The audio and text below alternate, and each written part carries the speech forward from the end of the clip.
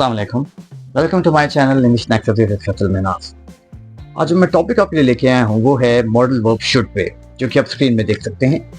देखिए, शुड का इस्तेमाल जो है ये बहुत कॉमन है इंग्लिश में, और हम जानते हैं कि तकरीबन बच्चा इसके इस्तेमाल से वाकिफ़ है कि शुड का इस्तेमाल हम करते हैं जब हम किसी को नसीहत करते हैं या किसी इखलाकी फ़र्ज की बात करते हैं, जैसे तुम्हें अपना वक्त बर्बाद नहीं करना चाहिए, you should not waste your time. किसी को हम कहते हैं भाई कि तुम्हें वहाँ जाना चाहिए, यू शुड गो देयर। ये किस क्या कर रहे हैं, किसी को हम नसीहत करते हैं। ठीक इसी तरीके से जब हम किसी इखलाकी फ़र्ज की बात करते हैं भाई कि मुझे बड़ों का एहतराम करना चाहिए, I should respect the elders, अपने आप को एडवाइस कर रहे हैं, या किसी मोरल ड्यूटी या किसी इखलाकी फ़र्ज की बात कर रहे हैं, तो यह रिकमेंड करते हैं, किसी को नसीहत करते हैं, तो हम शुड का इस्तेमाल करते हैं और उसके बाद हम वर्ब की फर्स्ट फॉर्म लगाते हैं। ठीक इसी तरीके से कंफ्यूजन कहाँ पे होती है, जब स्टूडेंट इसके बाद शुड बी या शुड हैव को देखते हैं या शुड हैव बीन को देख लेते हैं तो they are very confused.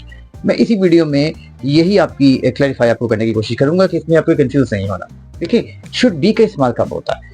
B का मतलब होने के हैं, जैसे हम जानते हैं बेस फॉर्म है, जैसे हम कहते हैं भाई तुम्हें यहाँ होना चाहिए, यू शुड बी हियर।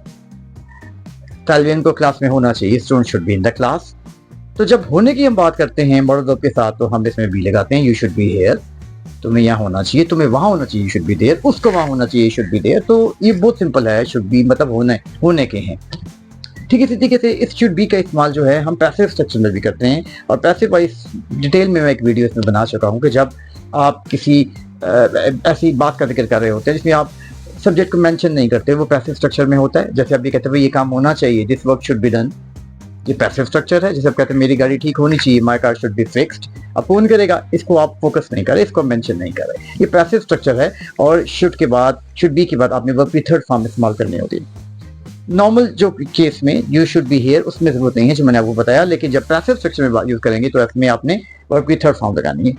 जब आप कहेंगे कि it should be done, my car should be fixed, ये काम होना चाहिए, तो आप इसमें वर्ब की थर्ड फॉर्म जो है शुड बी के बाद इस्तेमाल करेंगे। अब हम बात करते हैं कि शुड हैव का इस्तेमाल कब करते हैं। देखिए, शुड हैव का इस्तेमाल तब किया जाता है कि जब हम अगर हैव को as a main verb use करें जिसके मायने रखने के होते हैं। जैसे तुम्हारे पास किताब होनी चाहिए, you should have a car. Have का मतलब रखना, एज अ मेन वर्ब इस्तेमाल जब इसको करते हैं, तुम्हारे पास गाड़ी होनी चाहिए, you should have a car. उसके पास गाड़ी होनी चाहिए, you should have a car. तो जब आप इसके meaning main verb as a main verb have को यूज करेंगे शुड हैव के बाद, शुड के बाद, तो उसका मतलब ये होता है कि ये रखने के हैं। मतलब आप कहते हैं कि एक उस्ताद जब तालिब इल्म को कहता है तुम्हारे पास किताब होनी चाहिए, तो वो क्या कहेगा कि you should have a book.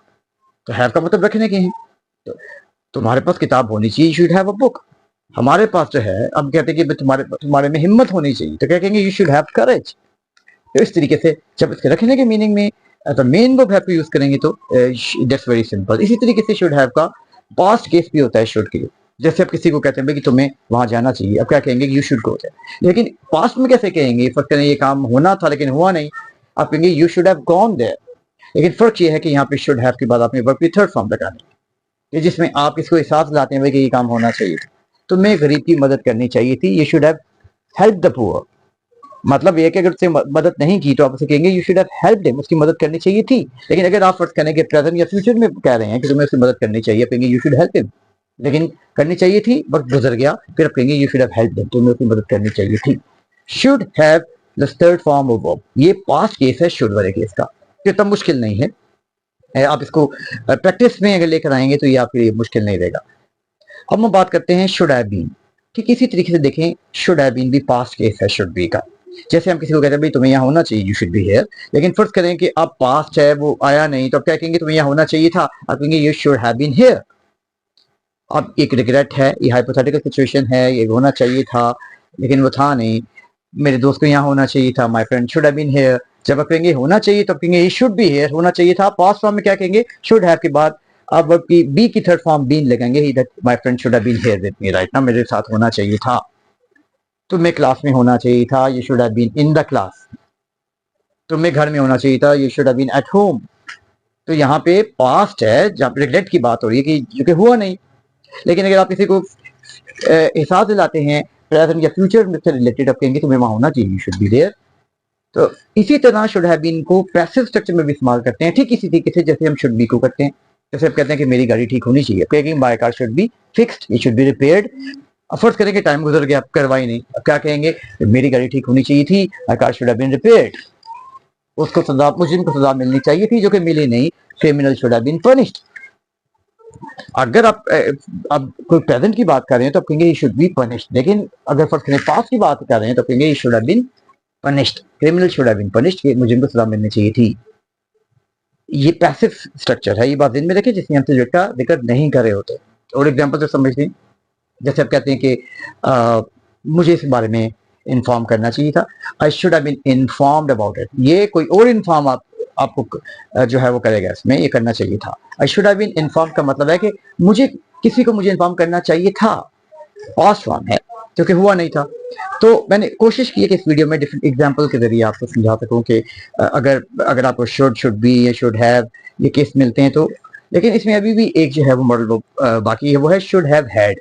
जब हैड को एज अ मेन वर्ब इस्तेमाल करेंगे, जिससे मीनिंग है रखने के, तो आप इसे शुड हैव हैड का इस्तेमाल कर सकते हैं। मैं आपको एग्जांपल से समझाता हूँ। जैसे आप किसी को कहते हैं कि तुम्हारे पास ये घर होना चाहिए, you should have this house, लेकिन फर्स्ट करेंगे पास्ट में हम इसको कहते हैं कि you should have had this house, तुम्हारे पास ये घर होना चाहिए था, तुम्हारे में हिम्मत होनी चाहिए थी, यू शुड हैव हैड करेज।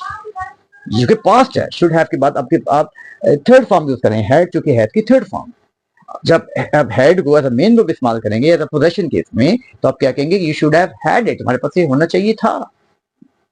अगर एक तालिब इल्म बगैर किताब के स्कूल में आता है तो उसको कहता है तुम्हारे पास किताब होनी चाहिए थी, you should have had book. तो होना चाहिए था पास्ट में के बाद आपने इसमें हैड का इस्तेमाल किया है, जिसमें आप ये साथ लाने के भी आपको ये चीज रखनी चाहिए थी या होनी चाहिए।